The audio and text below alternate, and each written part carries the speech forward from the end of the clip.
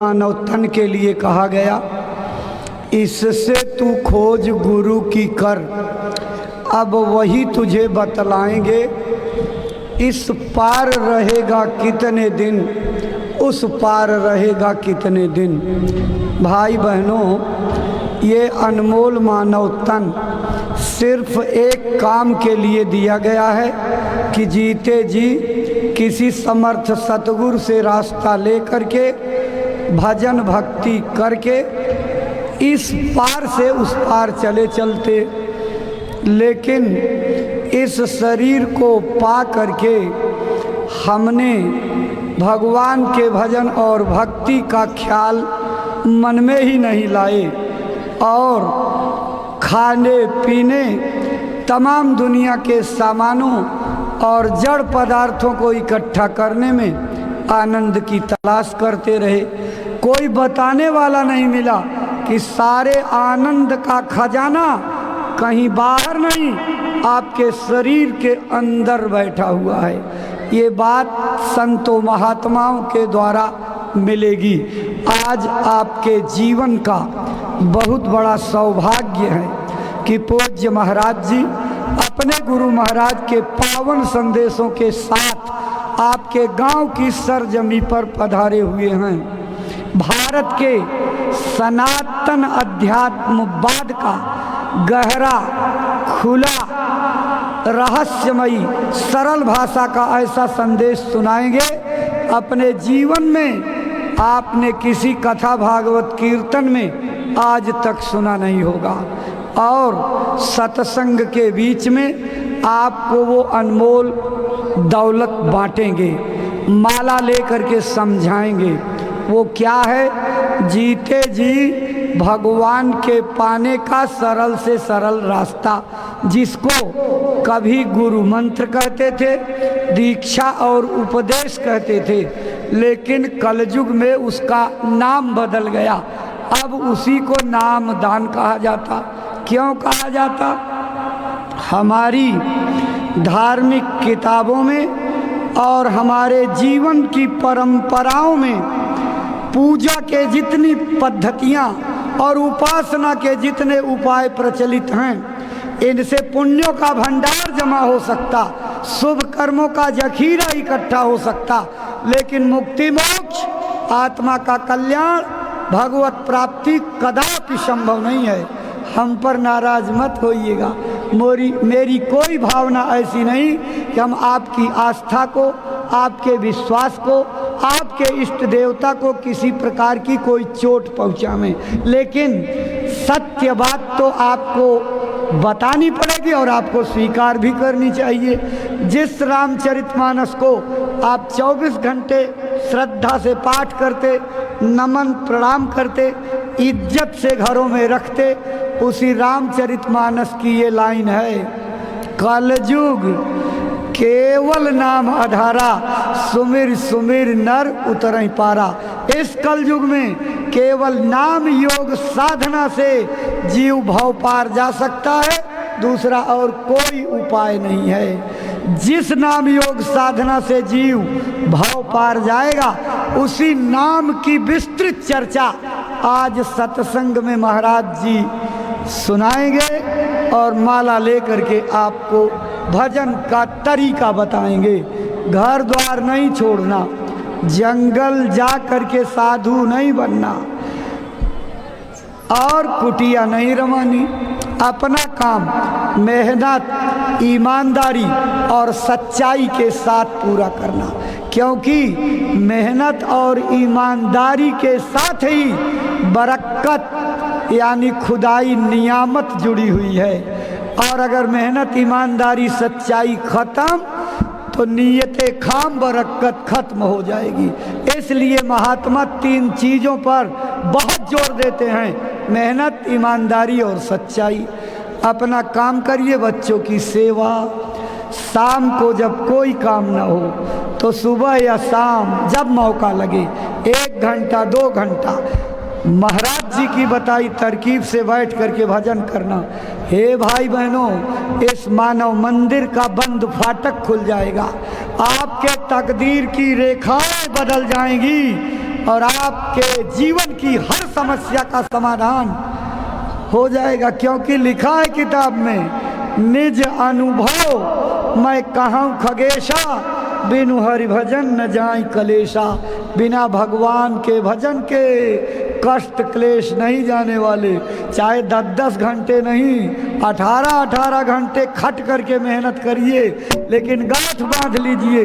जब भगवान के भजन के लिए आप उतारू हो जाओगे तो वो मालिक भी आपकी तकलीफों को खत्म करने के लिए उतारू हो जाएगा।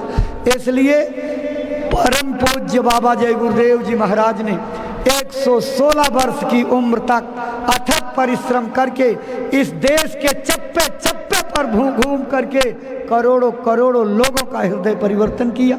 आप एक कहानी सुनते हो कि सप्तर्षियों ने रत्नाकर नाम के डकैत को अपने उपदेशों से बदल करके वाल्मीकि बना दिया।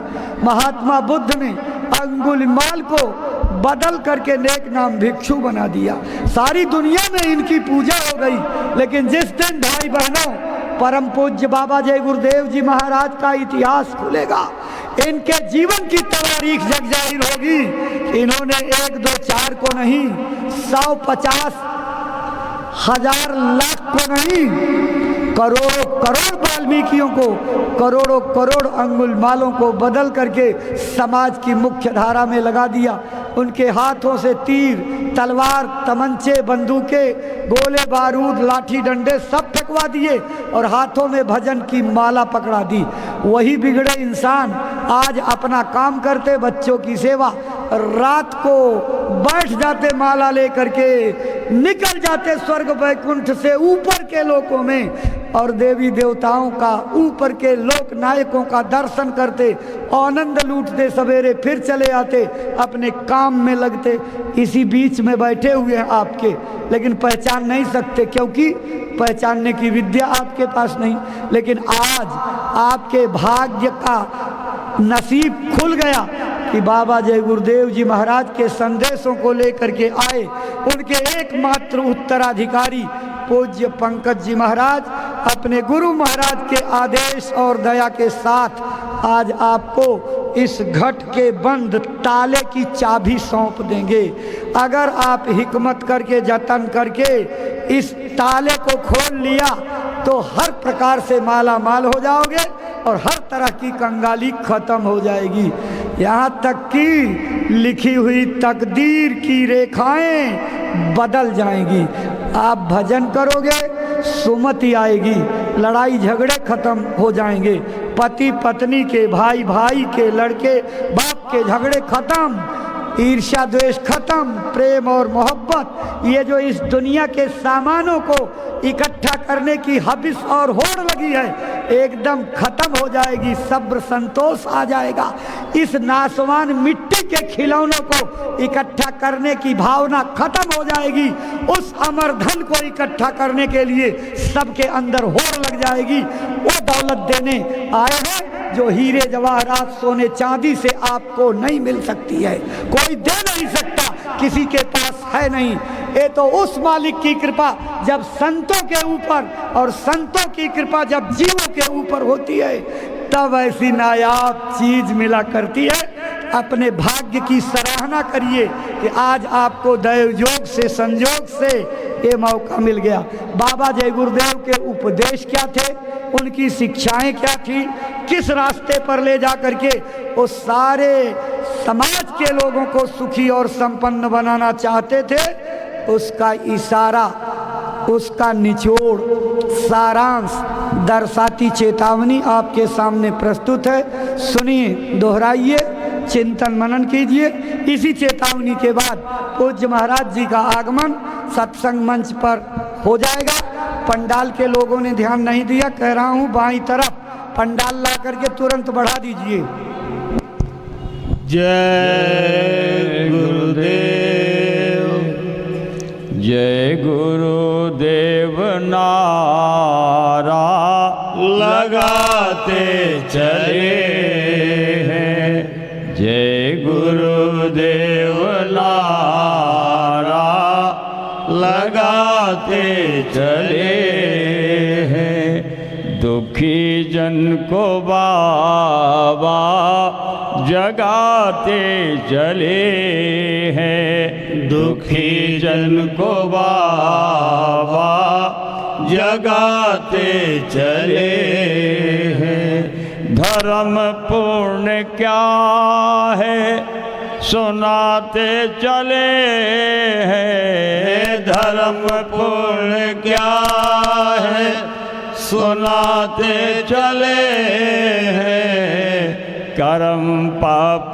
में भी लखाते चले हैं, कर्म पाप में भी लखाते चले हैं। दुखी जन को बाबा जगाते चले हैं।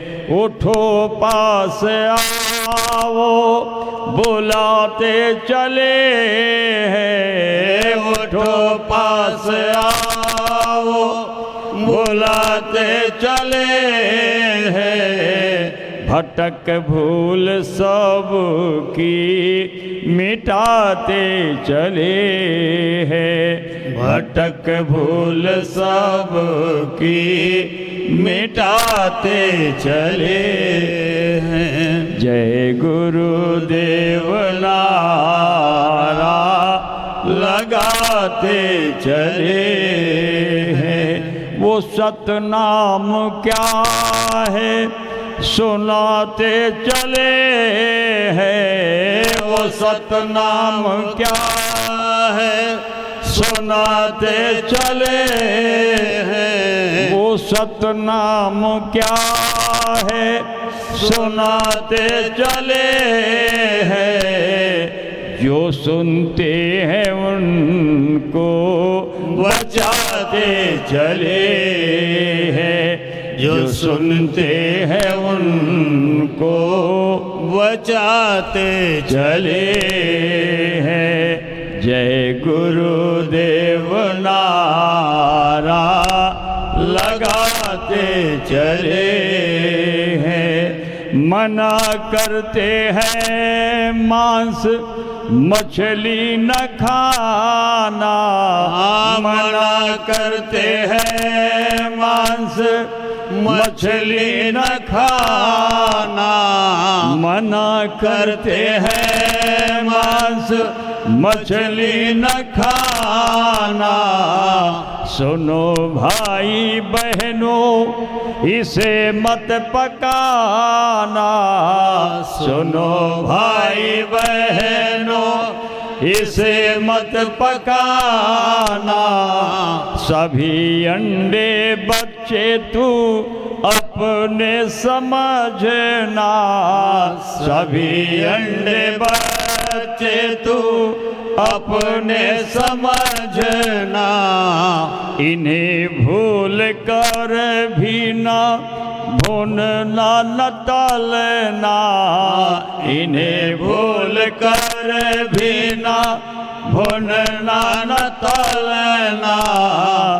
दया रूप मैया बुलाते चले हैं, दया रूप मैया बुलाते चले हैं। दया रूप मैया बुलाते चले हैं। जय गुरुदेव नारा लगाते चले हैं। अगर चाहते तुम प्रभु को पाना, अगर चाहते तुम प्रभु को पाना। मुसीबत से बचना जगत को बचाना, मुसीबत से बचना जगत को बचाना। तो मानो जो बातें हैं बाबा बताते, तो मानो जो बातें हैं बाबा बताते। लगाते, मुसीबत तो सिर पर क्यों अपने हो लाते, मुसीबत तो सिर पर क्यों अपने हो लाते, बचाने को आए बचेंगे भले हैं, बचाने को आए बचेंगे भले हैं। जय गुरुदेव नारा लगाते चले हैं, है गुरुवर के वारिस इन्हें आजमाओ, है गुरुवर के वारिस इन्हें आजमाओ, आए गुरु जी के वारिस इन्हें आजमाओ, आए गुरु जी के वारिस इन्हें आजमाओ, मिले नाम धन जो लगन से कमाओ, नशा नाम का अपने ऊपर चढ़ाओ, नशा नाम का अपने ऊपर चढ़ाओ, सिमट करके बाहर से भीतर को आओ, सिमट करके बाहर से भीतर को आओ, वही वो तुम्हारे लिए बस खड़े हैं, वही वो तुम्हारे लिए बस खड़े हैं, यही वो तुम्हारे लिए बस खड़े हैं। दुखी जन को बाबा जगाते चले हैं।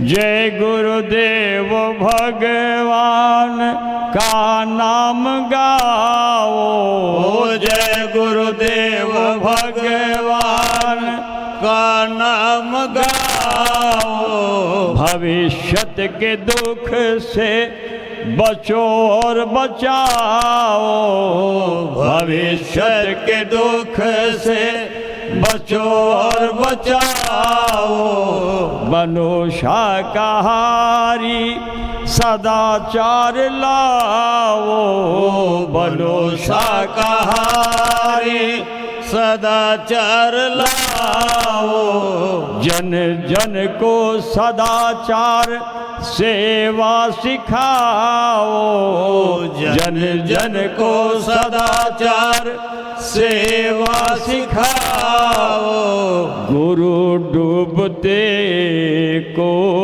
सहारा मिले है, गुरु डूबते को सहारा मिले, गुरु डूबते को किनारा मिले है, गुरु डूबते को किनारा मिले हैं। जय गुरुदेव नारा लगाते चले हैं, दुखी जन को बाबा जगाते चले हैं। जय गुरुदेव।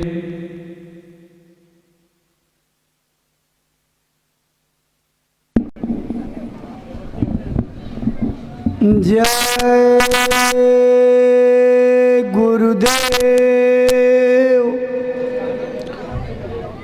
आप सभी प्रतिष्ठित भाई बहन, अभी आप चेतावनी की पंक्तियां सुन रहे थे। गुरु डूबते को सहारा मिले हैं, गुरु डूबते को किनारा मिले हैं। समाज में कहावत प्रचलित है, डूबते को तिनके का सहारा चाहिए। ये कर्म प्रधान संसार है, कर्मों के बंधन से हमारी अवतारी शक्तियाँ हमारे भगवान नहीं बच पाए तो हम आप कैसे बचेंगे, विचारणीय विषय है। कर्मों की वजह से आगे खराब से खराब समय आने वाला है। जलजला आ सकता, मुसीबतों के दौर पर दौर चल सकते, दैवी आपदाओं की भरमार हो सकती, महामारियों बीमारियों की आंधियां चलेंगी। उस समय भाई बहनों कौन हमारी रक्षा करेगा, कौन हमारा बचाव करेगा, उसी की तैयारी के लिए आज ये सत्संग का आयोजन किया गया है, ताकि आपके कर्म सुधर जाएं, खान पान सुधर जाएं, विचारों में चिंतन में सुधार आ जाए, व्यवहार बर्ताव बदल जाए, आपकी दुनियावी भावनाएं बदल करके परमार्थी हो जाएं, संसारी भाव से निकल करके भक्ति और भजन में लग जाओ। यही शुभ काम आगे आने वाले समय में आपके लिए सहायक हो जाएगा, जिसके बारे में पूज्य महाराज जी बताएंगे। पूज्य महाराज जी का आगमन सत्संग मंच पर होने जा रहा है। आप सभी भाई बहन खड़े हो करके पूज्य महाराज जी का स्वागत अभिनंदन वंदन करेंगे, वो आपका अभिवादन स्वीकार करेंगे और जब संकेत कर देंगे तो आप अपने स्थान पर बैठ जाइएगा। पूज्य महाराज जी की एक एक बातों को दत्तचित्त हो करके सुनिएगा और अपने जीवन में अमल में उतारिएगा। जय गुरुदेव। अपने गुरु महाराज के श्री चरणों में श्रद्धा सुमन अर्पित करके दया कृपा और संभाल की प्रार्थना करते पूज्य महाराज जी।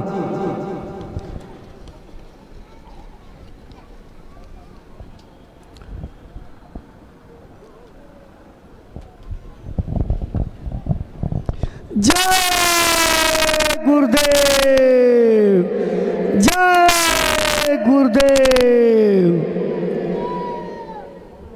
आपको बैठने का संकेत हो गया है, अपने स्थान पर सम्मान के साथ बैठ जाइए।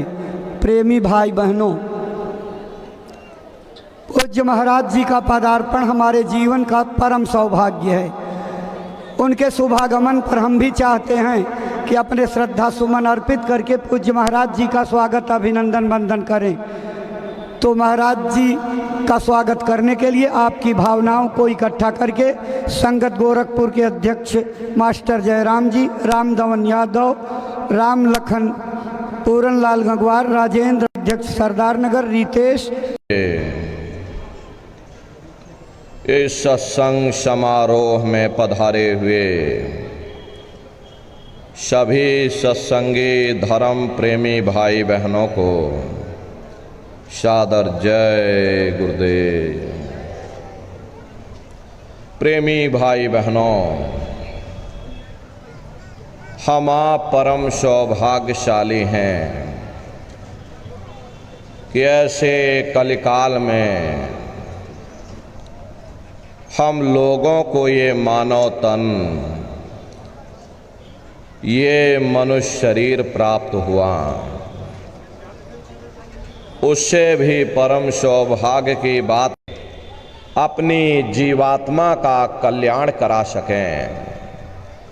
ये 5 तत्वों का पुतला, ये पंच भौतिक शरीर हम लोगों को एक निश्चित समय के लिए मिला हुआ।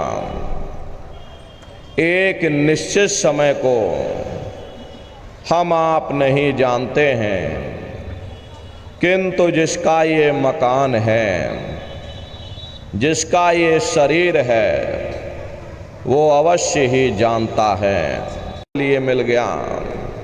जितने जितने श्वास उस मालिक ने तिनका तोड़ाते, जैसे तिनका टूट गया, तेरा मेरा रिश्ता नाता टूट गया। मुसलमान, सिख या ईसाई, ये सब स्वार्थ के संगी साथी हैं। हरे प्रेमी भाई बहनों, ये जब अपने बच्चे को बता देते, वे सिर्फ रोते और चिल्लाते रहते, हर कौन उनकी पुकार सुनने वाला, कौन उनकी दर्द भरी आवाज को सुनने वाला, कौन सी अदालत में जाकर के वे गुरु नानक साहब ने नर नारायणी देह के आए। साधन तीन सारे उनवर ने और साधन सब थोथे मान। इस कलयुग में उस मालिक को पाने के लिए संतों महात्माओं ने केवल तीन साधना बताई। पहला है सुमरन, दूसरा है ध्यान और तीसरा है भजन। सुमरन कहते हैं मालिक को याद करना, ध्यान कहते हैं अपनी दृष्टि को एकाग्र करना, और भजन कहते हैं कान में उंगली डाल करके उस शब्द को सुनना, उस नाम को सुनना, उस देववाणी आकाशवाणी को सुनना जो 24 घंटे तुम्हारे अंदर गूंज रही। तो कैसे आप लोग सुमरन करोगे, कैसे आप लोग ध्यान करोगे और कैसे आप लोग भजन करोगे? जरा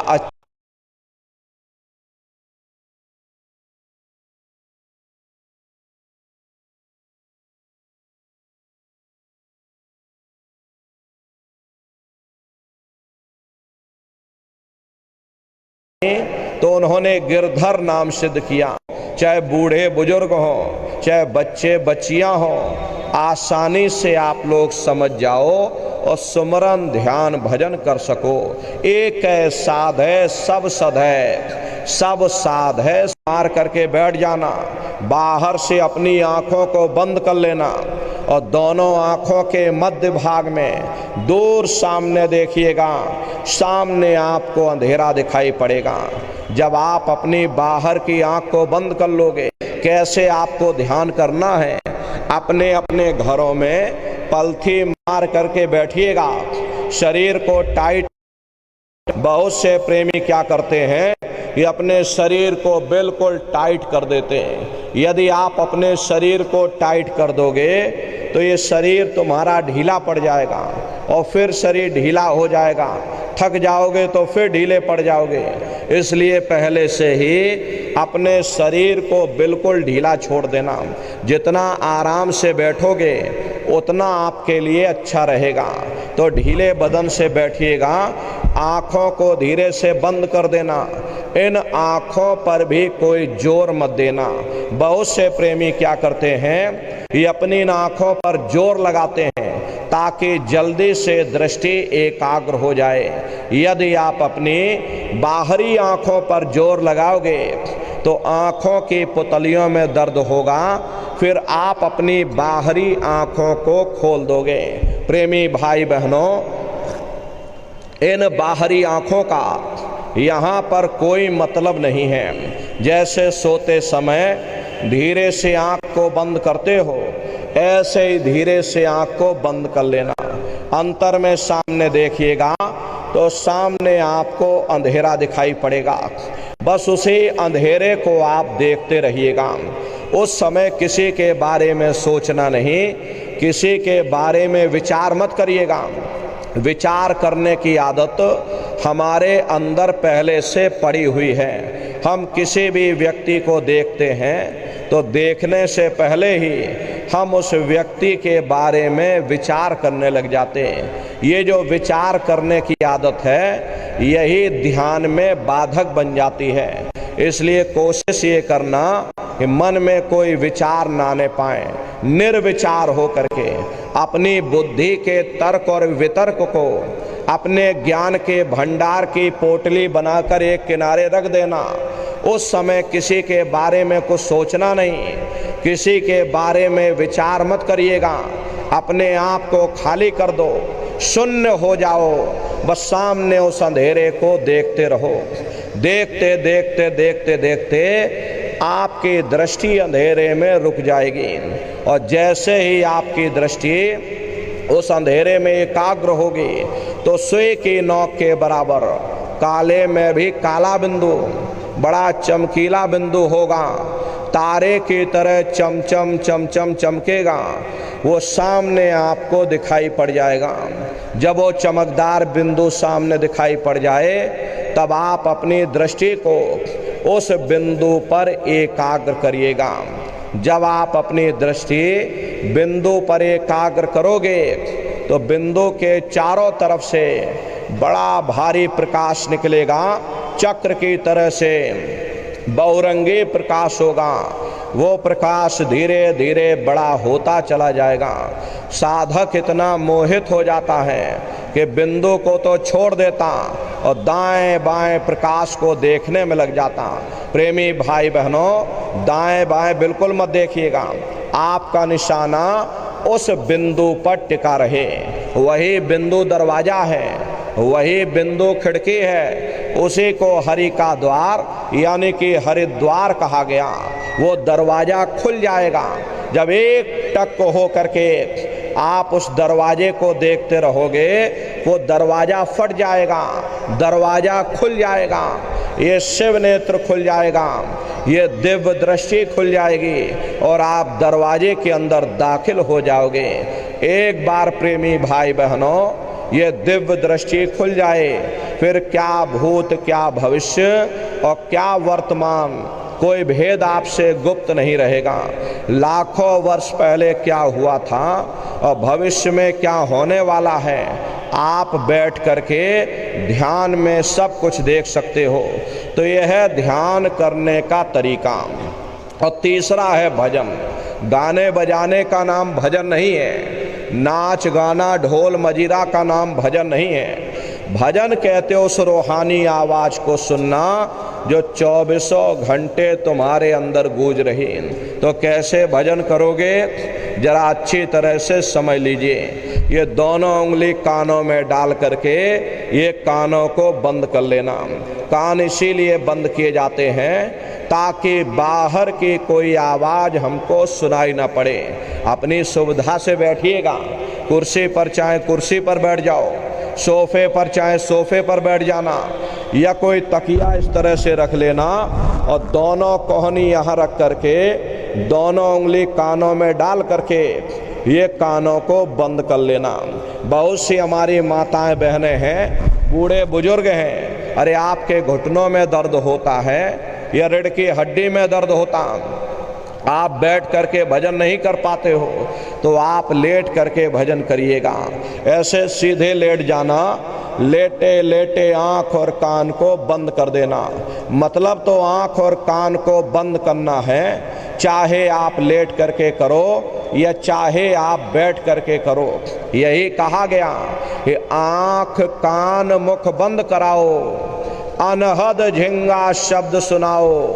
यानी पहले अपनी आँख को बंद करो, अपने मुख को बंद करो, दोनों उंगली कानों में डाल करके ये कानों को बंद कर लो और ऊंचे से ऊंचा ध्यान दे करके उस आवाज को सुनने की कोशिश करो।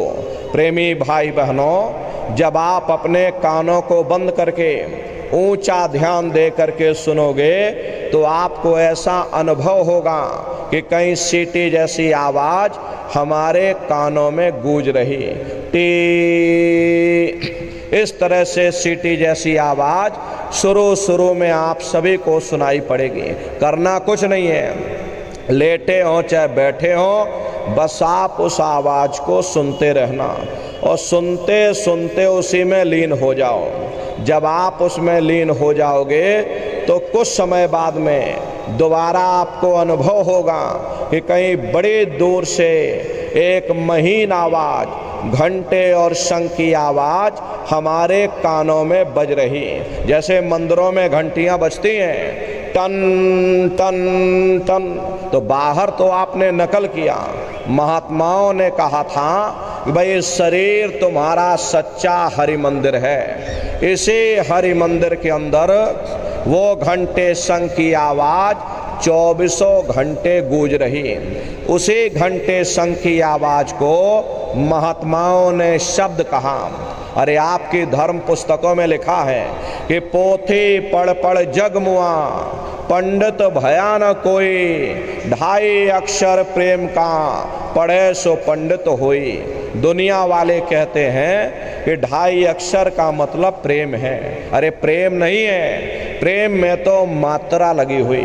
यहाँ पर जिस 2.5 अक्षर का वर्णन उन महात्माओं ने किया वो है शब्द। सा आदा बा और दा, उसी शब्द को महात्माओं ने नाम कहा। कलयुग केवल नाम आधारा, सुमेर सुमेर नर उतर ही पारा। कलयुग में केवल नाम का आधार है, वो नाम तुम्हारे अंदर 24 घंटे गूंज रहा। तो उसी घंटे शंख की आवाज को महात्माओं ने शब्द या नाम कहा, उसी को मुसलमान फकीरों ने कलमा कहा, उसी को ईसा मसीह साहब ने वर्ड या लागश कहकर याद किया, उसी को गुरु नानक साहब ने अनहद वाणी कहकर के याद किया। चीन में जो महात्मा हुए उन्होंने इसको ताओ कहकर याद किया, और हिंदू महात्माओं ने इसे देववाणी आकाशवाणी कहकर के याद किया। उन अलग अलग महात्माओं ने अपनी अपनी भाषा में हम लोगों को समझाने की कोशिश की है कि भाई वो घंटे शंख की आवाज़ तुम्हारे सबके अंदर गूंज रही, वो आपको सुनाई पड़ेगी, लेकिन शुरुआती समय में आपको ऐसा अनुभव होगा कि कहीं बड़ी दूर पर घंटियां बज रही, टन टन टन, लेकिन सुनाई हर एक को पड़ेगी। प्रेमी भाई बहनों, जब घंटे शंख की आवाज़ आपको सुनाई पड़ने लग जाए, तब आप उस आवाज़ को पकड़ लेना, उसको सुनने लग जाना। जब आप उसको सुनने लग जाओगे तो वो आवाज़ धीरे धीरे बढ़ना शुरू होगी, और बढ़ते बढ़ते इस कदर बढ़ेगी कि आपके रोम रोम में घंटे और शंख की आवाज़ गूंजने लग जाएगी। अरे बड़ी घनघोर आवाज़ होती है, बड़ी मधुर वो आवाज़ होती। ये जो दुनिया के आप संगीत सुनते हो, उस रूहानी संगीत के सामने ये दुनिया के संगीत कुछ नहीं है। जब आप उस रूहानी संगीत को सुनोगे, इतना भारी आनंद आपके ऊपर छा जाएगा, इतनी खुशी आपको होगी, अरे ऐसा नशा आपके ऊपर चढ़ जाएगा कि आप सारी दुनिया को भूल जाओगे, इतना आप उस आवाज़ में खो जाओगे। प्रेमी भाई बहनों, शंकर भगवान को वही नशा चढ़ा था। शंकर भगवान कोई गांजा भांग नहीं पीते थे। ये तो हमने आपने शंकर भगवान को भी बदनाम कर दिया कि शंकर भगवान गांजा भांग पीते थे, तो चलो हम भी गांजा भांग पिएंगे। लेकिन नन्नारियों, शंकर भगवान ने कभी गांजा भांग नहीं पिया। शंकर भगवान जिस नशे में लीन रहते थे, वो नाम का नशा था, वो ध्यान का नशा था, वो भक्ति का नशा था। जब आप उस आवाज़ को सुनोगे तो आपको भी वो नशा चढ़ जाएगा, क्योंकि उस आवाज़ में चुंबक है। जब आप उस आवाज़ को सुनोगे तो वो आवाज़ आपको अपनी ओर खींचेगी, और जब खिंचाव होगा तो जीवात्मा का फैला हुआ प्रकाश 9 दरवाज़ों से सिमटने लगेगा। अब ये 9 दरवाजे कौन कौन से हैं? देखो प्रेमी भाई बहनों, अच्छी तरह समझिएगा। अरे बहुत बड़ा विज्ञान है। दुनिया का विज्ञान जब समाप्त हो जाएगा तो ये विज्ञान प्रारंभ होगा। तो 9 दरवाजे कौन कौन से हैं? 2 आँख, 2 कान, 2 नाक के सुराख, 1 मुंह और 2 मलमूत्र का रास्ता। ये शरीर के 9 दरवाजे हैं। सबसे पहला दरवाजा गुदा चक्र आता है। गुदा चक्र में गणेश जी वास करते हैं। गणेश जी वहाँ के मालिक हैं। ये 4 दल का कवल है। यहाँ पर पृथ्वी तत्व पाया जाता, उसके ऊपर इंद्रिय चक्र आता। इंद्रिय चक्र में ब्रह्मा जी वास करते हैं। ये 6 दल का कवल है। यहाँ पर जल तत्व पाया जाता, उसके ऊपर ये नाभि चक्र आता। नाभि चक्र में विष्णु जी वास करते हैं। ये 8 दल का कवल है। यहाँ पर अग्नि तत्व पाया जाता, उसके ऊपर ये हृदय चक्र आता। हृदय चक्र में शिव जी वास करते हैं। ये 12 दल का कवल है। यहाँ पर वायु तत्व पाया जाता। हरे वास तो वो ऊपरी मंडलों में करते हैं, लेकिन उनका प्रकाश, उनकी किरणें इन चक्रों पर पड़ती हैं। उसी के ऊपर एक कंठ चक्र आता है। यहाँ पर आद्या महाशक्ति की किरणें पड़ती हैं। ये 16 दल का कवल है। और आप सबसे ऊपर तुम्हारी जीवात्मा सबसे ऊपर दोनों आंखों के मध्य भाग में बैठी है, जहां पर देवियां बिंदी लगाती हैं और पुरुष जहां पर टीका लगाते हैं। ये बिंदी और टीका यहाँ पर हम लोग इसीलिए लगाते हैं क्योंकि यहीं पर हमारी जीवात्मा बैठी है, उसका श्रृंगार किया जाता है। तो ये 10वां द्वार है जहाँ पर तुम्हारी जीवात्मा बैठी हुई। इसी 10वें दरवाजे पर बैठ कर के जीवात्मा अपने प्रकाश को 9 दरवाजों में फैलाती है, जिससे आपका ये शरीर चलता है, आपके हाथ और आपके पैर चलते हैं। जब आप भजन करोगे और घंटे शंख की आवाज़ को सुनोगे तो उस आवाज़ में चुंबक है, वो आवाज़ आपको अपनी ओर खींचेगी और जब खिंचाव होगा तो जीवात्मा का फैला हुआ प्रकाश ये 9 द्वारों से सिमट करके यही 10वें दरवाजे पर इकट्ठा हो जाएगा जहाँ पर तुम्हारी जीवात्मा बैठी हुई। और जैसे यहाँ पर इकट्ठा हुआ तुरंत शब्द जीवात्मा को खींच करके इस शरीर से बाहर कर देगा। फिर आप अपनी आँखों से देखिएगा कि हमारा शरीर ये है और हम ये खड़े। आप अपने शरीर से बाहर निकल आओगे। जैसे चिड़िया होती है, चिड़िया घोंसले से निकल करके आसमानों की उड़ान भरती है और शाम को फिर अपने घोंसले में आ जाती है। ऐसे ही तुम्हारी जीवात्मा इस शरीर रूपी घोंसले से निकल करके ब्रह्मांडों की सैर करेगी, देवी देवताओं के दर्शन करेगी, राम और कृष्ण के दर्शन करेगी और घूम करके फिर अपने शरीर रूपी घोंसले में वापस चली आएगी।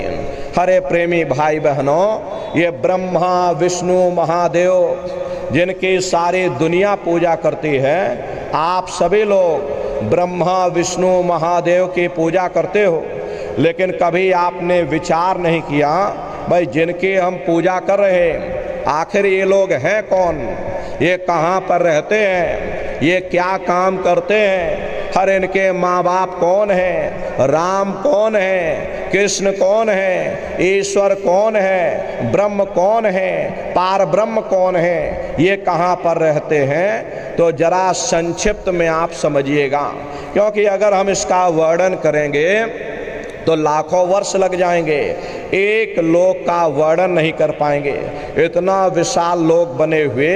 लेकिन संक्षिप्त में आपको बताए जा रहे कि किन किन मंडलों को पार करते हुए तुम्हारी ये जीवात्मा अपने 5वें मंडल पर यानी कि सचखंड में पहुँचेगी। प्रेमी भाई बहनों, जब आप भजन करोगे और घंटे शंख की आवाज़ को पकड़ करके जब आप शरीर रूपी घोंसले से बाहर निकल जाओगे तो उसी शब्द को पकड़ करके ये जीवात्मा ब्रह्मांडों की चढ़ाई करेगी।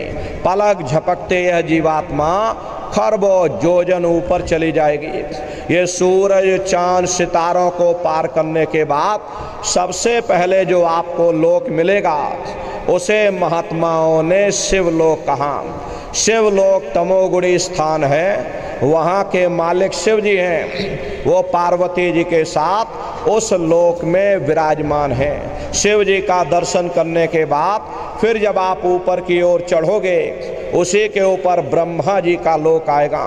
ब्रह्मा जी का लोक वो रजोगुणी स्थान है, वहाँ के मालिक ब्रह्मा जी हैं, वो गायत्री सावित्री और सरस्वती के साथ उस लोक में विराजमान हैं। और ब्रह्मा जी का दर्शन करने के बाद में फिर जब आप ऊपर की ओर चढ़ोगे उसी के ऊपर विष्णु लोक आएगा। विष्णु लोक वो सतोगुणी स्थान है, वहाँ के मालिक विष्णु जी हैं, उनका बड़ा मनमोहक स्वरूप है। उनकी 4 भुजाएं हैं और चारों भुजाओं में शंख गदा पद्म और चक्र सुशोभित हैं। और आप क्षीर सागर में लक्ष्मी जी के साथ विराजमान हैं। ये तीनों देवता ब्रह्मा विष्णु और महादेव अपने अपने लोक में बैठ करके राज कर रहे हैं। एक रचयिता है जो हम जीवों को रचता है, एक पालनहार है जो जीवों को पालता है, और एक संहार करता जो जीवों को नष्ट कर देता।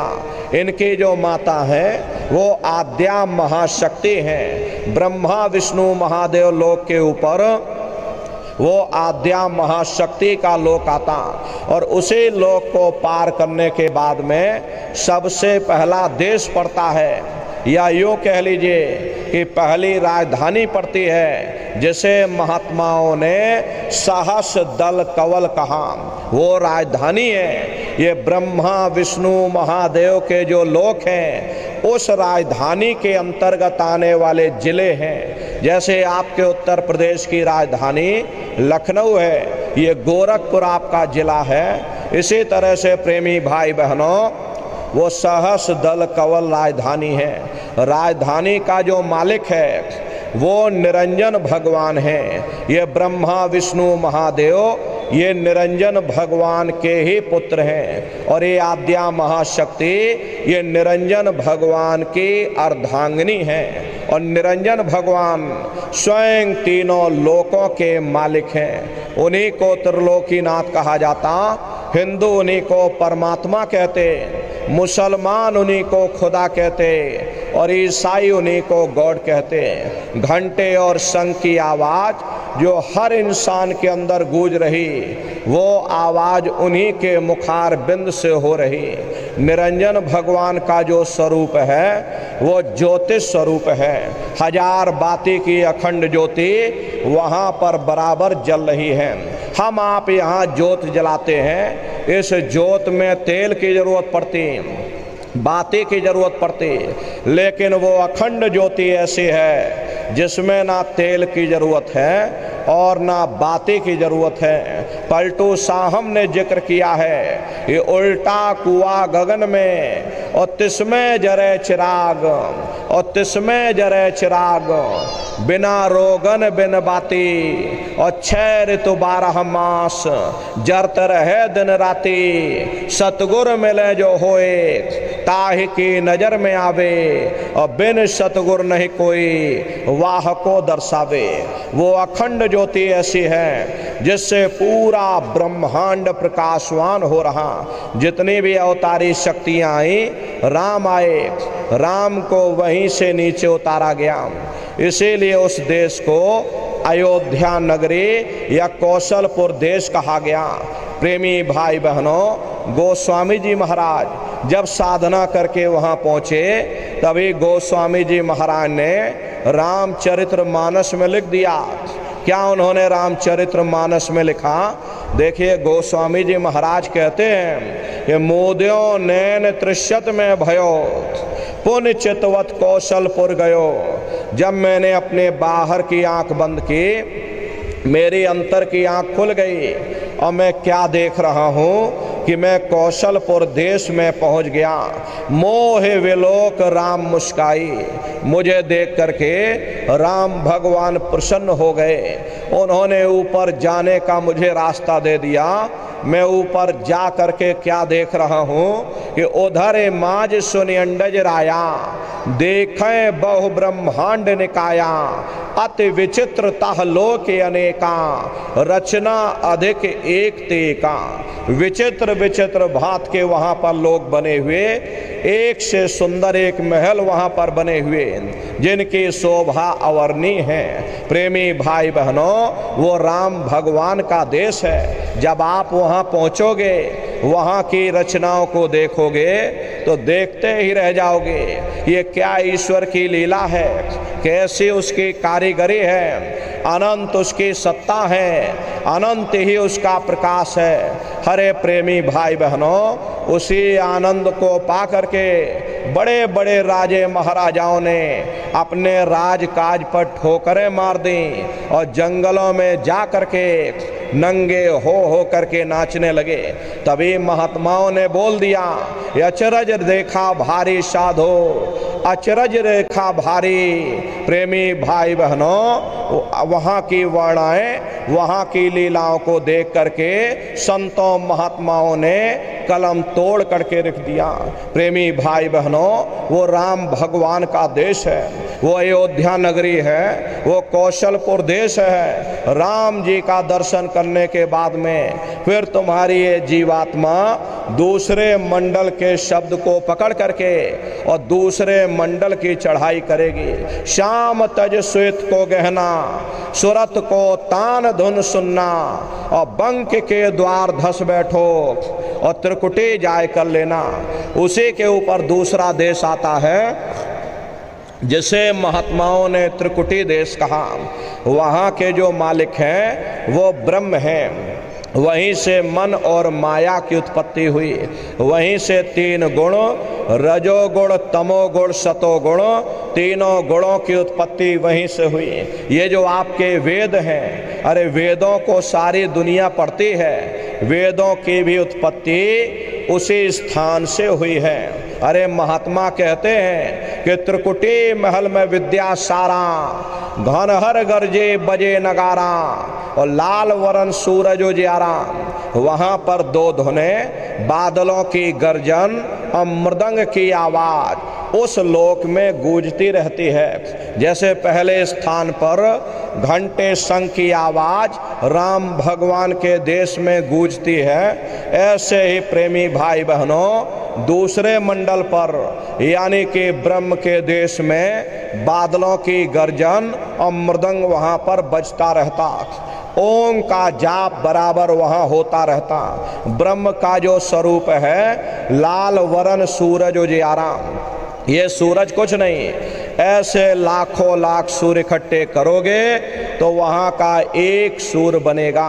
प्रेमी भाई बहनों, ब्रह्म का जो स्वरूप है वो सुबह के लाल सूर्य के समान है, इसीलिए वहाँ का पूरा ब्रह्मांड लाल है। जहाँ तक आपकी निगाह जाएगी ब्रह्म देश में चारों तरफ आपको लाल ही लाल नजर आएगा। महात्मा जब साधना करके वहाँ पहुँचे तभी महात्माओं ने लिख दिया, लाली मेरे लाल की और जित देखूं तो लाल, लाली देखन में गई और मैं भी हो गई लाल। वो पूरा ब्रह्मांड ही लाल है। तो जितने साधक वहाँ पहुँच जाते हैं उन सभी को योगेश्वर कहा जाता। जैसे व्यास जी हुए, वशिष्ठ जी हुए, वाल्मीकि जी हुए, इन सब की पहुँच वहीं तक थी। इसीलिए कहा गया कि वाल्मीकि भय ब्रह्म समाना। जब इनकी जीवात्मा वहाँ पहुँची और जब इन्होंने ब्रह्म का दर्शन किया तो इनका स्वरूप भी ब्रह्म के समान यानी कि ब्रह्म स्वरूप हो गया। तो जितने साधक वहाँ पहुँच जाते हैं उन सभी को योगेश्वर कहा जाता है। योगेश्वर की पदवी मिलती है। प्रेमी भाई बहनों, योगेश्वर भगवान श्री कृष्ण उसी देश में वास करते हैं। ये जो ब्रह्म देश है वो श्री कृष्ण भगवान का ही देश है और श्री कृष्ण भगवान वहीं पर रहते हैं। ये बाहर की जन्माष्टमी नहीं है जो आप लोग मनाते हो, ये तो आप नकल करते हो। महात्माओं ने कहा था भाई सही मायने में तुम जन्माष्टमी कब मनाओगे? जब तुम्हारी ये जीवात्मा पांच तत्व जल पृथ्वी अग्नि वायु आकाश और तीन गुण रजोगुण तमोगुण सतोगुण पांच तत्व और तीन गुणों से परे हो करके ब्रह्म देश में पहुंच करके जब कृष्ण भगवान का दर्शन कर लोगे तब सही मायने में जन्म अष्टमी मनाई जाएगी। वहाँ कृष्ण भगवान का दर्शन करने के बाद में फिर तुम्हारी ये जीवात्मा तीसरे मंडल के शब्द को पकड़ करके तीसरे मंडल की चढ़ाई करेगी। आगे पहुँची सुन झंकार, ररंकार धुन सुनी पुकार, आगे श्वेत सुनने है भाई और मान सरोवर पैठ नहाई। उसी के ऊपर प्रेमी भाई बहनों वो शून्य देश आता है, उसी को रारंग देश कहा गया, उसी को अक्षर और नेति कहा जाता। वहाँ के जो मालिक हैं वो रारंग पुरुष यानी कि पार ब्रह्म पुरुष हैं। वहाँ किंगरी और सारंगी दो धुनें उस लोक में गूंजती रहती है और पार ब्रह्म पुरुष का जो स्वरूप है वो पूर्णमासी के चंद्रमा के समान बड़ा ही मनमोहक स्वरूप है। इसी स्थान पर प्रेमी भाई बहनों एक बहुत बड़ा अमृत का सरोवर बना हुआ, जैसे महात्माओं ने मान सरोवर कहा।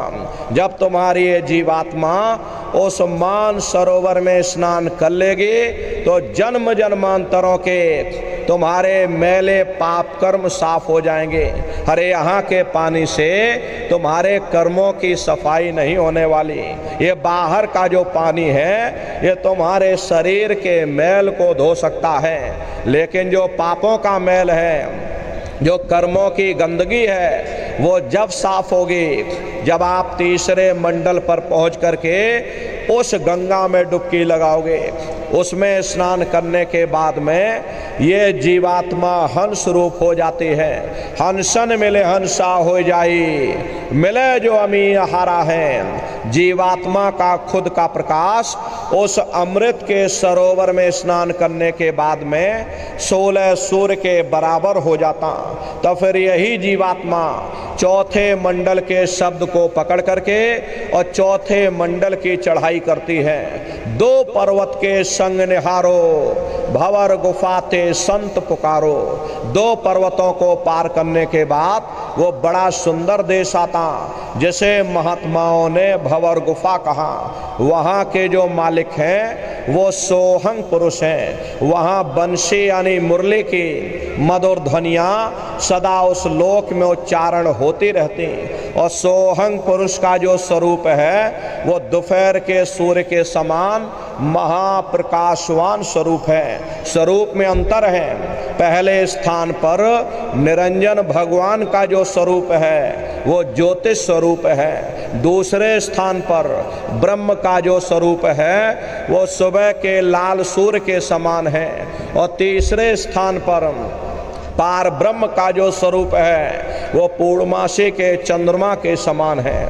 और चौथे स्थान पर सोहंग पुरुष का जो स्वरूप है वो दोपहर के सूर्य के समान महाप्रकाशवान स्वरूप है। और वहाँ के धनी का दर्शन करने के बाद में ताके परे धाम शतनामा और बीन बजे सतलोक ठिकाना।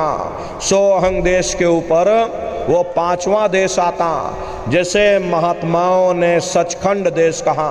वो सचखंड देश अजर अमर अविनाशी सदा एक रस रहने वाला देश है। वहाँ न काल है, न कर्म है, न दुख है, न संताप है, न पुण्य है, न पाप है। जो जीवात्माएं वहाँ पहुँच जाती हैं हमेशा के लिए जन्म मरण के बंधनों से आज़ाद हो जाती हैं। वहाँ के जो मालिक हैं वो सत्पुरुष भगवान हैं, जिनके रोम रोम में खरबों खरब सूरज चांद सितारे प्रकाशवान। वही हमारे आपके सच्चे मालिक हैं, वही हमारे आपके सच्चे पिता हैं। हमको आपको वहीं से नीचे उतारा गया। फिर शब्द को पकड़ करके शब्द शब्द पौड़ी पर चढ़कर और पहुँचो सचखंड सतनाम। शब्द की सीढ़ी हर मंजिल पर लगा रखी। आपने भजन किया, घंटे शंख की आवाज़ को पकड़ा तो आप पहले मंडल पर पहुंच जाओगे। वहीं पर आपको दूसरे मंडल का शब्द सुनाई पड़ेगा, उसे आप पकड़ लोगे, दूसरे मंडल पर चढ़ जाओगे। ऐसे ही शब्द दर शब्द, मंजिल दर मंजिल ये जीवात्मा अपने देश सचखंड में पहुंच जाती। तो शब्द कब पकड़ में आएगा? जब आप भजन करोगे। और भजन कैसे किया जाएगा जरा अच्छे से समझ लीजिए। ये आँख और कान को बंद करिएगा लेकिन मन को रोकिएगा। ऐसे समय पर तुम्हारा ये मन जरूर भागेगा। अभी आप सत्संग में बैठे हो, शरीर तुम्हारा बेचारा यहाँ बैठा, लेकिन मन सारी दुनिया में भाग रहा। कोई बाल बच्चों को घर में छोड़कर आया, ये मन बाल बच्चों में पहुँच गया। कोई दुकान दफ्तर छोड़ करके आया, मन दुकान दफ्तर में पहुँच गया। कोई खेती बाड़ी छोड़ करके आया, शरीर बेचारा यहाँ बैठा, मन खेत में जुताई कर रहा। तो ऐसे भजन से कोई लाभ नहीं होगा। जिन्होंने मार मंडाला उन्हीं को सूरमा कहना, बड़ा बैरी ये मन घट में इसी का जीतना कठना। अगर दुनिया में कोई हमारा दुश्मन है वो केवल हमारा मन है। ये मन रूपी रावण कब मरेगा? जब 9 द्वारों पर फतेह हासिल करके तुम यहाँ 10वें द्वार पर चढ़ जाओगे, तब सही मायने में दशहरा मनाई जाएगी। अरे बाहर के दशहरा नहीं है जो लकड़ी का रावण बना देते हो और फूंक फांक करके घर चले आते, कहते भाई हमने रावण मार दिया। अरे महात्माओं ने कहा था भाई सही मायने में तुम दशहरा कब मनाओगे? जब 9 द्वारों पर फतेह हासिल करके तुम यहाँ 10वें द्वार पर चढ़ जाओगे, तब सही मायने में विजयदशमी मनाई जाएगी, तब ये मन रूपी रावण तुम्हारा मरेगा। तो मोटी बात पकड़िए कि भजन कैसे करोगे, तो ये आँख और कान को बंद कर लेना, ऊंचा ध्यान दे करके सुनिएगा।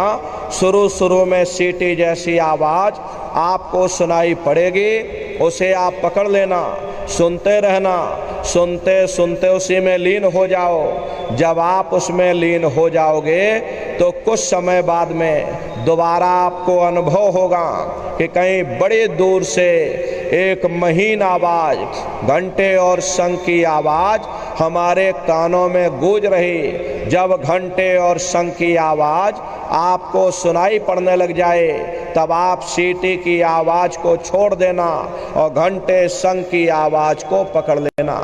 एक बार प्रेमी भाई बहनों आप उस आवाज़ को पकड़ लो, फिर वो आवाज़ आपको नहीं छोड़ेगी, खींच करके शरीर से बाहर कर देगी।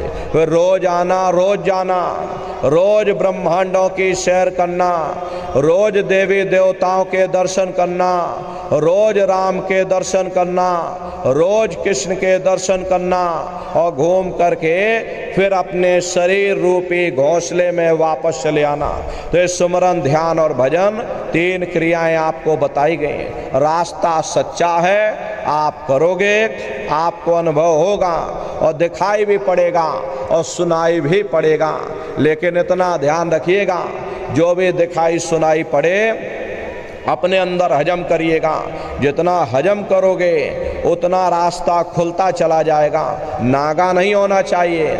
अरे आप शरीर को भोजन देते हो, सुबह दोपहर शाम खाते हो, लेकिन कभी आपने विचार नहीं किया ये जीवात्मा जो जन्म जन्मांतरों से भूखी प्यासी बैठी, कभी आपने इसको भोजन नहीं दिया। अरे इसका भोजन शब्द है, इसका भोजन नाम है। अपना ये नियम बनाइए कि पहले हम अपनी जीवात्मा को भोजन देंगे, फिर अपने शरीर को भोजन देंगे। अगर ये नियम आपका बन गया तो आपका लोक भी बन जाएगा और आपका परलोक भी बन जाएगा। हरे नर नारियों, मालिक को पाने के लिए तुम्हें घर बार छोड़ने की जरूरत नहीं है, तुम्हें समाज छोड़ने की जरूरत नहीं है, तुम्हें जात और बिरादरी बदलने की जरूरत नहीं है। ये जात पात के रगड़े झगड़े ये हमारे अपने नहीं हैं, ये सिर्फ हमारे मन की खुराफात है। आप सभी लोग बुद्धिमान हो, अपनी अपनी बुद्धि से आप सभी लोग विचार करिएगा। जब गुरु नानक साहब नहीं आए थे तब कोई सिख नहीं था, जब मोहम्मद साहब नहीं आए थे तब कोई मुसलमान नहीं था, जब ईसा मसीह साहब नहीं आए थे तब कोई ईसाई नहीं था। और पीछे लौटते चले जाओ तो केवल मनुष्य ही मनुष्य रह जाते। ये रगड़े झगड़े किसने पैदा किए? ये हमने आपने पैदा किए। अरे कोई भी महात्मा यहाँ पर आकर के ना कोई कौम मनाने आता है, ना कोई मजहब चलाने आते हैं, और ना ही आप हमारे हाथों में ये डंडे और तलवारें देने के लिए आते हैं। अरे आप तो सच्चा मार्ग, सनातन मार्ग समझाने के लिए इस धरा भूमि पर शरीर रूप में अवतरित होते। हरे नर नारियों, सुपच जात के भंगी थे, रैदास जी जात के हरिजन थे, मीराबाई जात की छत्राणी थी। अगर वे सब उस मालिक को प्राप्त कर सकते हैं तो आप भी उस मालिक को प्राप्त कर सकते हो। जाते पाते पूछे नहीं कोई, और हरि का भजय सो हरि का होई। लोग यहाँ जात पात बनाते बनाते मर गए, लेकिन ऐ नर नारियों, जब तुम्हारी ये जीवात्मा इस मनुष्य रूपी चोले को छोड़ करके ऊपर धर्मराज की कचहरी में पहुंचेगी तो वहां ना तुमसे ये पूछा जाएगा कि तुम किस जाति के हो, तुम किस कौम के हो, तुम किस मजहब के हो, तुम हिंदू हो या मुसलमान हो, तुम हिंदुस्तान से आए हो या तुम पाकिस्तान से आए हो। अरे वहाँ तुम्हारे कर्म देखे जाएंगे, भक्ति भाव देखा जाएगा, मालिक से मिलने का प्रेम और प्यार देखा जाएगा। इसीलिए महात्मा कहते हैं कि भाई मालिक को पाने के लिए तुम्हें जात बिरादरी बदलने की ज़रूरत नहीं है, तुम्हें समाज छोड़ने की ज़रूरत नहीं है, तुम्हें बाल बच्चे छोड़ने की ज़रूरत नहीं है, तुम्हें साधु सन्यासी और बाबा बनने की ज़रूरत नहीं। अरे भाई तुम अपने अपने घर परिवार में रहो, अपने अपने बाल बच्चों के साथ रहो, अपने अपने समाज में रहो, समाज की रीत नीति के अनुसार रहो, मेहनत और ईमानदारी से काम करो और 24 घंटे में घंटा 2 घंटा अपनी जीवात्मा के कल्याण के लिए सुरत शब्द नाम की कमाई यानी सुमरन ध्यान और भजन करिएगा। हरे नर नारियों यही दौलत तुम्हारे काम आएगी, बाकी सब यहीं पड़ा रह जाएगा। सुई की एक नोक भी तुम्हारे साथ में जाने वाली नहीं है। अरे बड़े बड़े राजे महाराजे आए, सारी जिंदगी उन्होंने ये किला बनाते बनाते गुजार दिया। आज उनके किलों को जाकर देखिए, आज खंडहर बने पड़े हुए हैं। विश्व विजेता सिकंदर सारी दुनिया पर राज करने का ख्वाब देखता था, वो भी मुट्ठी खोल करके चला गया। कोई क्या साथ लेकर के जाएगा?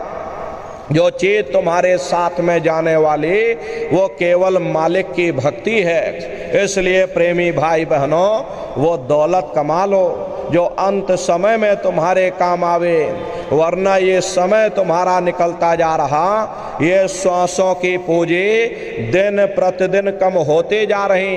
एक समय ऐसा आएगा ये बुलबुला तुम्हारा फूट जाएगा, फिर न जाने दोबारा ये मनुष्य शरीर मिले ना मिले, भटकते रह जाओगे युगों युगों के लिए नरकों और चौरासियों में। इसलिए प्रेमी भाई बहनों, अहो भाग्य है आपका, आपको ये मनुष्य शरीर मिल गया। इस मनुष्य रूपी मंदिर में बैठ करके वो आत्मधन कमा लो, वो रूहानी खजाना कमा लो, जिससे तुम्हारी जीवात्मा का कल्याण हो जावे। तो सुमरन ध्यान और भजन नित्य नियम से करिएगा और सभी लोग शाकाहारी रहना, क्योंकि हमारे गुरु महाराज ने शाकाहार पर विशेष जोर दिया। गुरु महाराज हमारे कहते थे, ये बच्चे बच्चियों तुम लोग शाकाहारी रहना, शाकाहार का प्रचार करते रहना, इसी से देश और दुनिया में भारी परिवर्तन होगा। हरे नर नारियों, परिवर्तन कोई कानून बनाने से नहीं होता, परिवर्तन कोई आंदोलन करने से नहीं होता, परिवर्तन कोई तोड़फोड़ करने से नहीं होता। परिवर्तन तब होता है जब लोगों के विचार बदलते हैं, लोगों की भावनाएं बदलती हैं, और विचार जब बदलेंगे जब लोगों का खान पान शुद्ध होगा। अरे देसी कहावत है, जैसा खाए अन्न और वैसा होए मन। जब इंसान पशुव्रती भोजन करेगा तो उसकी बुद्धि स्वतः ही पशुओं जैसी हो जाएगी, सोच विचार उसका चिंतन स्वतः ही पशुओं जैसा हो जाएगा। फिर ये शराब के नशे में माँ बहन बेटी की पहचान खत्म हो जाए, उस शराब को पी करके यह कैसे पता चलेगा कि क्या अच्छा और क्या बुरा है। यही कारण है कि आज घर समाज में यह दुनिया भर के अत्याचार और शंकर जी ने जमीन पर लेटकर दंडवत प्रणाम किया। पार्वती जी ने पूछा कि भगवान ये बताइए, यहाँ ना कोई पेड़ है, ना कोई पशु है, ना कोई पंछी है, आप किसको प्रणाम कर रहे? तब शंकर जी ने उत्तर दिया कि पार्वती या भूमि की क्या कहो वर्णन भाग्य, और 10,000 वर्ष पूर्व संत रहे यही जाग। देखो पार्वती, जमीन के बहुत बड़े भाग्य हैं। आज से 10,000 वर्ष पहले एक संत महात्मा जमीन पर आकर सत्संग कर गए थे। ये जमीन बहुत पवित्र है, मैं जमीन को प्रणाम कर रहा हूँ। आज हमारे गुरु महाराज 50-100 वर्ष अपने चरणों से वहाँ के कण कण को पवित्र किया। प्रेमी भाई बहनों, वो हमारा आपका गुरुद्वारा है। बराबर आप सभी लोग अपने दरबार में बराबर हाजिरी देते रहिएगा। और प्रेमी भाई बहनों, अभी देखिए गुरु पूर्णिमा का कार्यक्रम 1 जुलाई से और 5 जुलाई तक मथुरा आश्रम पर मनाया जाएगा। तारीख आप लोग याद रखिएगा, 1 जुलाई से 5 जुलाई तक आप लोग पधारिएगा। प्रेमी भाई बहनों, आपके रहने ठहरने के लिए वहाँ टेंट राउटी डेरे लगाए जाते हैं। भोजन पानी के लिए निःशुल्क भंडारे, अरे आपके गोरखपुर जिले का भी भंडारा चलता है। देश के कोने कोने से 10 लाख की संख्या में सत्संगी प्रेमी भाई बहन मथुरा दरबार में पधारते हैं। अपना बहुत बड़ा आश्रम है। अपने आश्रम पर गुरु महाराज की एक छोटी सी गौशाला भी है। गुरु महाराज के पास कुल 2 गाय थी। 2 गायों का ही इतना बड़ा परिवार है कि आज के समय में करीब करीब 3,000 गाय हैं और 3,000 के ऊपर सांड हैं। गौशाला अलग है और नंदीशाला अलग है। किसी को बाहर नहीं भेजा जाता, क्योंकि गुरु महाराज हमारे कह करके गए कि बच्चा इनको यहीं रखना, यहीं सेवा पानी करना। अगर बाहर भेज दोगे लोग मार देंगे, काट देंगे। इसीलिए चाहे गाय हो या चाहे बैल हो, हमारे यहाँ किसी को बाहर नहीं भेजा जाता। गायों के लिए अलग से गौशाला है और सांडों के लिए अलग से नंदीशाला बना रखी। उसी के बगल में अपना एक बहुत बड़ा विद्यालय है, जिसमें 2,500 से 3,000 बच्चे निःशुल्क विद्या अध्ययन करते हैं। वो गुरु महाराज की कर्म भूमि है और गुरु महाराज की जन्म भूमि, जहाँ पर हमारे गुरु महाराज का जन्म हुआ, जिला इटावा ग्राम खितौरा में है। जैसा भव्य मंदिर मथुरा दरबार में बना हुआ, उसी तरह से भव्य मंदिर गुरु महाराज की जन्म भूमि पर बन करके तैयार हो चुका। ये जो आप फोटो देख रहे हो, ये गुरु महाराज की जन्म भूमि का मंदिर है। इधर जो फोटो लगी है, ये मथुरा दरबार का मंदिर है। अरे आप लोग पधारिएगा, गुरु महाराज की जन्म भूमि और गुरु महाराज की कर्म भूमि का दर्शन दीदार और लाभ प्राप्त करिएगा। तो ये गुरु पूर्णिमा का कार्यक्रम 1 जुलाई से और 5 जुलाई तक होगा। आप सभी प्रेमी भाई बहन पधारिएगा। अपने अपने बच्चों को भी साथ में लेकर के आया करिए। अब हम लोग ये सोचने लगते हैं, अरे बच्चों को क्या करेंगे ले जाकर, ये बच्चे छोटे हैं, इनको घर में रहने दो, इनको पढ़ाई लिखाई करने दो, अभी इनकी पढ़ाई लिखाई की उम्र है। ये सत्संग सुनना, ये भजन पूजा पाठ करना, ये तो हम लोगों का काम है। इन बच्चों को घर में पढ़ाई लिखाई करने दो। बस यहीं पर हम आप धोखा खा जाते। हरे प्रेमी भाई बहनों, पढ़ाई लिखाई जरूरी है। हम ये बात आपकी मानते हैं कि आज के भौतिक युग में शिक्षा बहुत जरूरी है। अरे हमको भी गुरु महाराज ने पढ़ाया लिखाया, हम कोई अंगूठा छाप नहीं है। गुरु महाराज ने हमको भी पढ़ाया लिखाया। प्रारंभिक शिक्षा हमारी गुरु महाराज की जन्मभूमि पर हुई, क्योंकि जो गुरु महाराज की जन्मभूमि है वही हमारी भी जन्मभूमि है। खितौरा में हमारा जन्म हुआ। कक्षा 1 से लेके 5 तक हम खितौरा में ही पढ़ाई किए। उसके बाद गुरु महाराज ने मथुरा बुला लिया। आगे की पढ़ाई लिखाई हमने मथुरा में की। 10वीं किया, 12वीं किया, BA किया, LLB किया और LLB करके वकील भी बने। तो कहने का मतलब ये है कि गुरु महाराज ने हमको भी पढ़ाया लिखाया। लेकिन प्रेमी भाई बहनों, पढ़ाई लिखाई के साथ साथ अच्छे संस्कार भी जरूरी हैं। और संस्कार कोई MA BA की डिग्री करने से नहीं पढ़ते, संस्कार कोई डिप्लोमा करने से नहीं पढ़ते। अगर MA BA की डिग्री करने से बच्चों के अंदर संस्कार पड़ जाते तो हिंदुस्तान में इतने वृद्धाश्रम ना खोले गए होते। अरे संस्कार पड़ेंगे महात्माओं के वचनों से, संस्कार पड़ेंगे सत्संग के माध्यम से। ये बच्चे देश के भविष्य हैं, इन बच्चों के अंदर संस्कार डालना ये समय की बहुत बड़ी मांग है। प्रेमी भाई बहनों, आज के समय में बच्चों के अंदर संस्कारों की कमी देखी जा रही है। वरना पहले के समय में अकेले माँ बाप अपने 4-4 बच्चों को पाल लेते थे, लेकिन आज के समय में वही 4-4 बच्चे अपने माँ बाप को रोटी नहीं खिला पा रहे। वही MA BA और डिग्री डिप्लोमा किए हुए बच्चे अपने माँ बाप को रोटी नहीं खिला पा रहे। शादी हो जाती है, घर परिवार बांट करके रख दिया, जमीन जायदाद बांट करके रख दी, चूल्हा चौका बांट करके रख दिया, यहाँ तक कि माँ बाप को भी बांट करके रख दिया।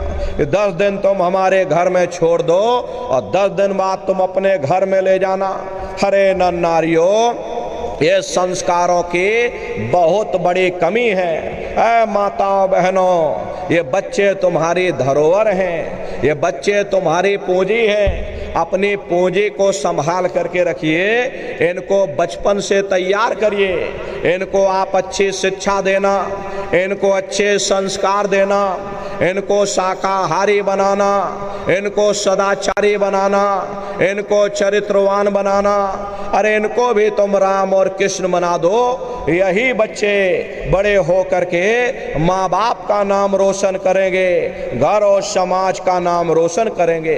इसलिए प्रेमी भाई बहनों, अपने अपने बच्चों के साथ आप सभी प्रेमी भाई बहन गुरु पूर्णिमा के कार्यक्रम में सपरिवार सादर आमंत्रित हैं। आप लोग पधारिएगा। शाकाहारी का प्रचार अपने अपने क्षेत्रों में बराबर आप लोग करते रहना। ये मेहनत आपके बीच में इसीलिए की जा रही है। देखिए, आपके गोरखपुर जिले में कुल 40 कार्यक्रम हमारे होने हैं। अभी यहाँ पर कार्यक्रम कर रहे, 3 बजे से फिर 10 किलोमीटर दूर जा करके वहाँ 3 बजे से फिर दूसरा कार्यक्रम करेंगे, उसके बाद फिर आगे बढ़ जाएंगे। ऐसे ही गोरखपुर जिले में छोटे छोटे कुल 40 कार्यक्रम ब्लॉक लेवल पर ये कार्यक्रम हो रहे।